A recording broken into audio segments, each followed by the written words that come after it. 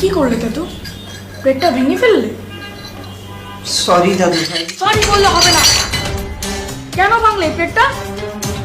তুমি প্লেটটা ভাঙলে কেন? চুপ করে থেকো না, আমার প্রশ্নের জবাব দাও।